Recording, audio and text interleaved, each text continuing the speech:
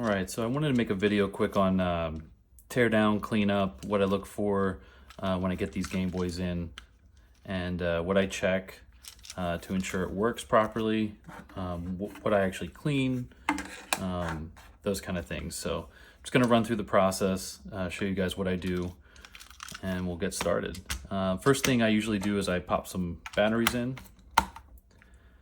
and I just check functionality, see if it even turns on without anything else. It looks like it does. Power light's solid, which is good. Sound sounds good.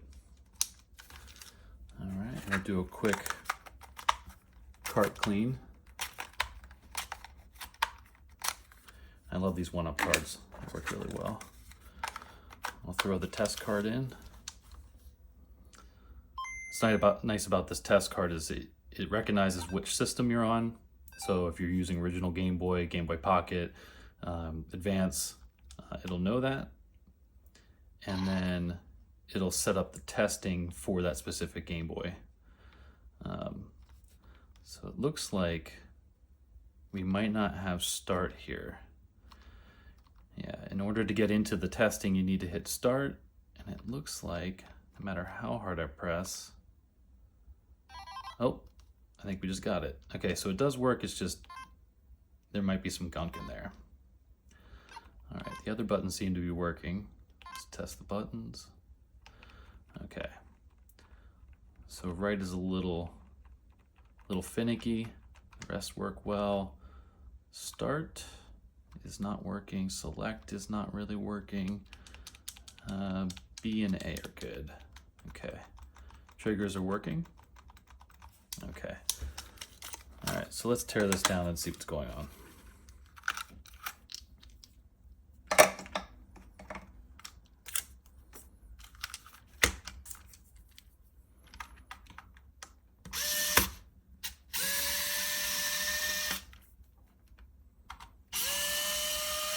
The electric screwdriver has been such a huge help. Instead of sitting there twisting a screwdriver the entire time. I mean, I take apart 10 to 15 of these at a time, clean them up, prep the boards, fix anything that needs to be fixed, test it. So it can get tiring sitting there twisting the screwdriver. All right, let's see what this looks like inside. It looks really clean. No corrosion. Contacts look good. All right, let's see. Let's see if we can see why the start and select are not necessarily working every time.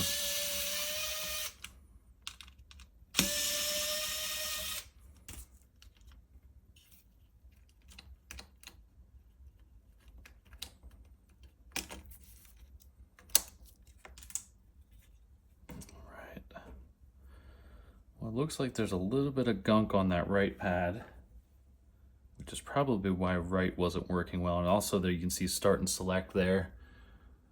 There's some definite gunk on there. But the pads themselves look good. I don't see anything that would make me think corrosion took it. Let me wrap this up real quick. The screen on this Game Boy is not usable, has a line through the middle, so that is junk.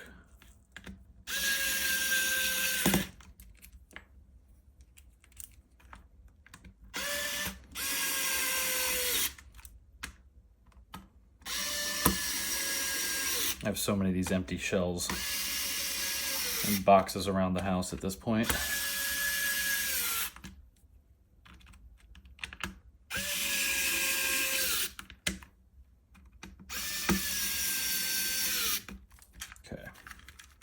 Set that aside. All right, let's take a look here. So usually what I do right after I take the board out, I'm going to take these rubber bumpers out. That way I can get some 99% IPA in there. Even if they're working well, when you test it, it's a good idea just to get that a little bit of extra cleaning in there. It's better for longevity you won't have any issues down the road as quick, if at all. And then if I do this first, then they can start to dry while I'm working the rest of the board. So I give it a couple clicks, just kind of move the fluid around in there. Make sure it's clicking. All right, next, we will take a cotton swab, and we're just gonna get to these pads. We're just gonna rub them down, get any gunk that might be in underneath where the membranes were, clean them up, ensure that they're gonna work well. And then I usually hit test pad 9. It's one of the spots I soldered to for the screen mod. Same with test point 2. Let's get these. Yeah, see, there's some gunk. You can look at that. There's some gunk on there. So I really think that was what was stopping start and select from working, because they're looking really good at this point. All right, let's get a little bit more. Just make sure we got this, especially this right pad.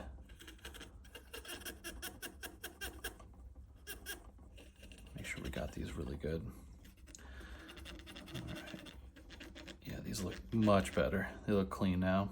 Okay, let's do the, I mean, some of these come out of the cases and they look like they never saw any dirt. And then some look just look like they were in a dryer vent with dirt, dust, debris.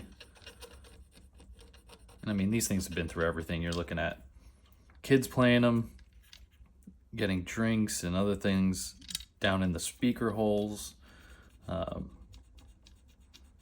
Sometimes it's just, some boards are just shot just because the batteries leaked and they were left in there too long, and this whole section is just corroded. There's really nothing you can do once that happens. Same with this side. This side can get corroded as well. And if it gets down into the board, your traces are fried. There's really nothing you can do. So those usually become donor boards for parts from around the rest of it. Usually the whole board isn't ruined, it's just certain parts. So, all right, next we take some of the IPA, and I always put a good squeeze into the volume wheel. What I've found is most of the time you're gonna, if you don't have sound, or the sound is really low or doesn't adjust, it's just dirty in that potentiometer. So if you get some IPA right down in the crevice there, spin it around a couple times, usually clears it right up, and you have a perfectly fine working volume wheel.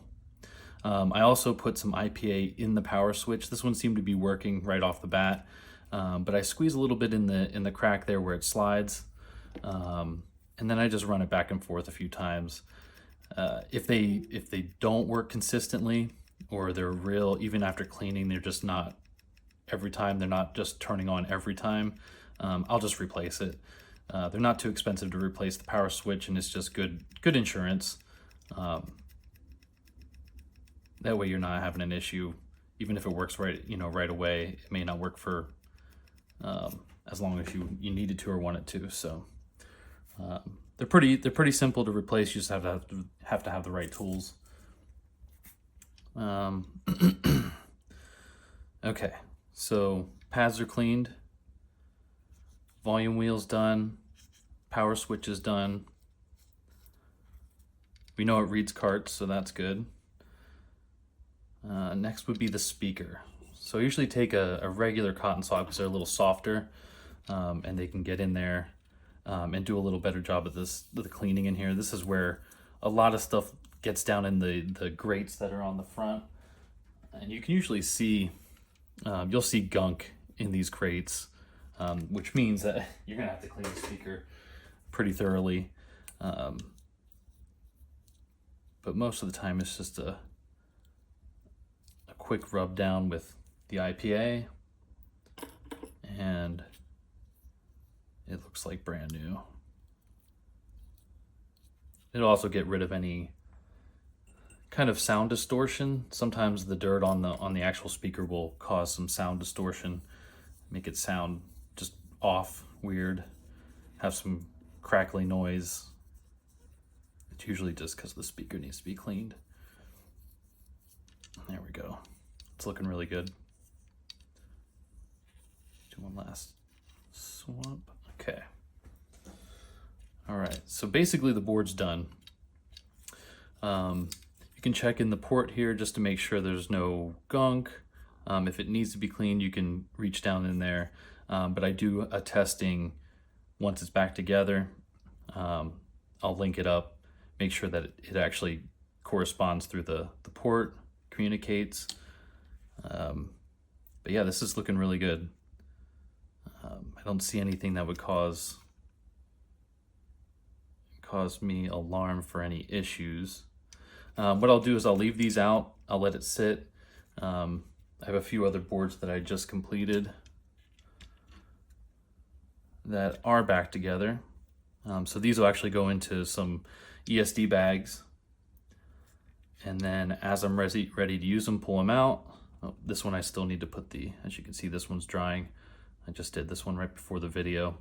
So I'll put those back in. They just kind of wiggle back in there with the lip that's on it, and they'll be ready to go. But they're all looking really good. This was a good batch. The outsides look way worse than the inside, usually. Yeah, it all comes down to the corrosion, if someone left batteries in it. I have received some that just had a single battery in there and it just looked like cauliflower of corrosion. It's wild. Usually when you take those apart, there's nothing much you can do with it. They just become donor boards. You can pull parts, the CPU, you can pull the triggers off, usually are fine. Sometimes the fuse is still okay, depending which side gets corrosion. Yeah, it all depends. So really, it's a hit and miss. This is, part of the process though, is you're gonna pay for some boards that can't be used, and that's part of the cost. So last thing I'll do real quick is just to ensure which is feeling dry, I will hook it up to power. And I have an adjustable power supply that has made things so much easier when testing these. And then we just flip it on. You can hear it. And then if you flip it over, you can see the green light is on. And the power button works every time. And that's really what you want to see. As long as that power button, every time you slide it over while it's out and it pops on, it's going to work inside the Game Boy once it's fully assembled. Sounding good. And then the only thing I'll have to check once I put it together, and this is the part that's a little more difficult, is really what that feels like with the right hand side and the start and select to make sure they trigger every time. But that's what's great about the test cart. Just slap that in, go right to the test screen for buttons, pull it up. You can hit every single button, see how easy it is to press, and it'll tell you if it's triggering, which is fantastic. It's really, it saves a lot of time and takes out the guesswork. But yeah, that's the process of disassembly, initial testing, cleaning, and then just having the board ready for final assembly. And then I'll do additional testing once the board is in the unit, fully assembled, because there is soldering that takes place. The screen does use the buttons to do screen adjustments, different filters, features, brightness. So you want to make sure that the solder work is good, works every time, and nothing got pinched or moved or pulled as you're putting it together. So, but yeah, so now we have these four, as well as quite a few other boards ready, and then I still have some more to pull apart and take a look at, see if they're good. and make some Game Boys. All right, thanks guys for watching. I appreciate it. And I'll be making another video here shortly going over assembly, final testing, and just making sure the Game Boy is ready for sale. All right, thanks guys.